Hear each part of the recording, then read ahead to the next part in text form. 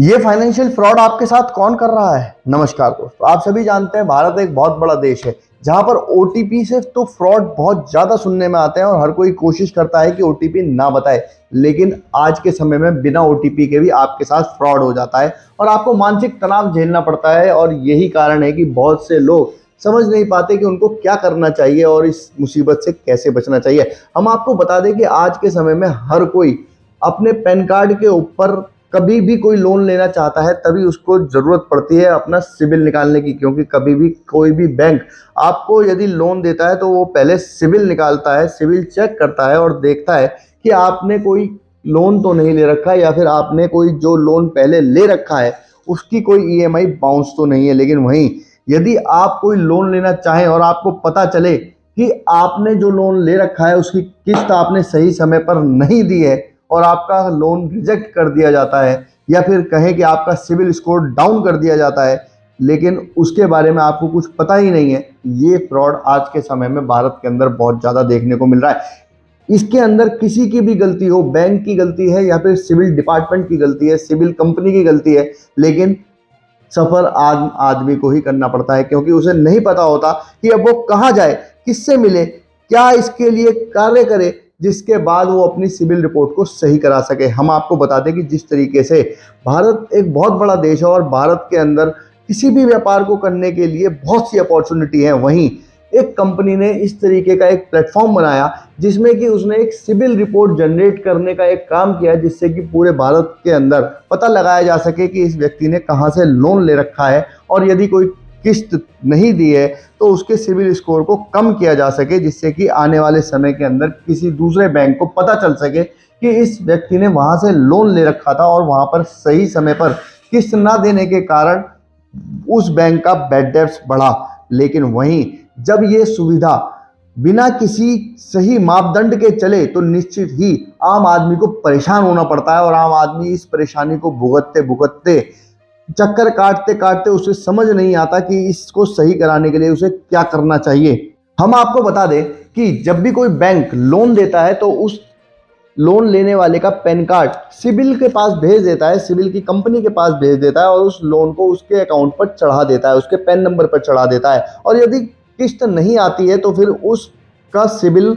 खराब किया जाता है, उसके सिबिल को एक रेटिंग दी जाती है जिससे कि पता चलता है कि ये व्यक्ति लोन दे पाएगा या नहीं दे पाएगा आने वाले समय में यदि वो किसी और से लोन लेता है। लेकिन यदि किसी व्यक्ति ने लोन ही ना लिया हो और वो बैंक की गलती माने या फिर हम कहें कि जो लोग इस बात से परेशान होते हैं जिनके पैन कार्ड पर लोन दिख जाता है और सिबिल उसको एक्सेप्ट कर लेता है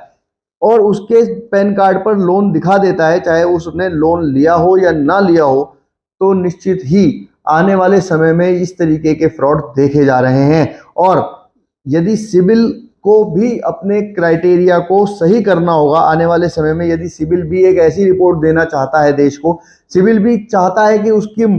सत्यता और प्रमाणिकता इतनी रहे कि सभी लोग सिबिल की रिपोर्ट का भी भरोसा करें, तो निश्चित ही उसको बैंक से भी क्लैरिफाई करना चाहिए और बैंक ने जिस अकाउंट में लोन को क्रेडिट किया है उस लोन का स्टेटमेंट भी सिबिल के पास होना चाहिए उसकी सेफ्टी के लिए, क्योंकि कहीं ना कहीं जिम्मेदारी सिबिल की भी है, क्योंकि सिबिल की साइट से ही लोग देखकर ये अंदाजा लगाते हैं, लोग देखकर बैंक अपनी रिपोर्ट निकालकर ये देखते हैं कि इस व्यक्ति का लोन उस बैंक से चल रहा है, जबकि वो एक केवल और केवल एरर है, वो केवल और केवल गलती से प्रिंट किया हुआ एक नंबर है, लेकिन उसके लिए खामियाजा भुगतना पड़ता है आम आदमी को। ऐसे बहुत से केस सामने आ रहे हैं जिसमें कि सिबिल की गलती की वजह से बहुत से लोग मानसिक तनाव में हैं, उन्हें ये नहीं पता कि उनका लोन किस बैंक से चल रहा है, किसने लिया है, किस अकाउंट में क्रेडिट हुआ है, लेकिन उनके सिबिल अकाउंट में होने के कारण अब उनको ऐसा महसूस हो रहा है कि बिना ओटीपी दिए या फिर बिना किसी फाइनेंशियल ट्रांजैक्शन करते हुए भी उनके नाम पर जो लोन दिख रहा है इसका जिम्मेदार कौन होगा? वो बैंक जिम्मेदार होगा या फिर ये सिविल रिपोर्ट जनरेट कराकर लोगों तक पहुंचाने वाला ये सिविल कंपनी जिम्मेदार होगी? क्योंकि यदि कोई भी जानकारी गलत कहीं किसी आदमी के पास पहुंचती है तो निश्चित ही उसको मानसिक तनाव का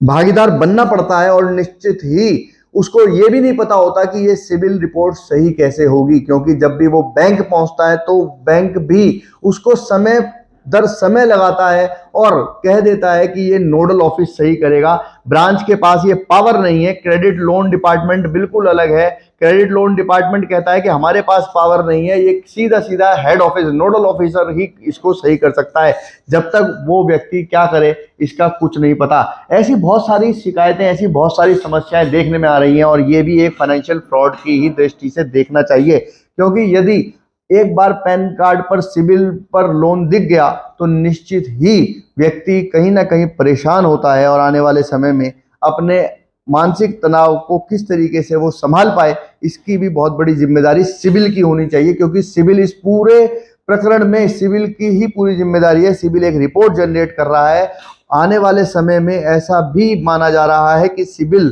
को साथ ही साथ ये भी दिखाना चाहिए अपनी रिपोर्ट में कि इस व्यक्ति ने लोन लिया और इस अकाउंट में क्रेडिट हुआ, जिससे कि सिबिल की क्रेडिबिलिटी पर कोई प्रश्न चिन्ह आने वाले समय में ना खड़ा हो। क्योंकि जिस तरीके से सिबिल रिपोर्ट को आधार मानकर हर कोई अपने फाइनेंशियल को देख रहा है और यदि सिबिल रिपोर्ट गलत है तो भी उसका फाइनेंशियल खराब हो रहा है, तो ये सारी की सारी जिम्मेदारी सिबिल की होनी चाहिए। अगर आपको लगता है कि हाँ सिबिल इसके लिए जिम्मेदार है तो निश्चित ही आप कमेंट में अपनी राय जरूर दें। कमेंट में सुझाव भी दें कि इसको फ्रॉड की दृष्टि से देखना चाहिए या नहीं देखना चाहिए। आप कमेंट करें। यदि आपको ये खबर अच्छी लगी हो तो हमारे चैनल को सब्सक्राइब करें, वीडियो को ज़्यादा से ज़्यादा शेयर करें और ऐसी खबरों के लिए हमारे साथ जुड़े रहें। धन्यवाद।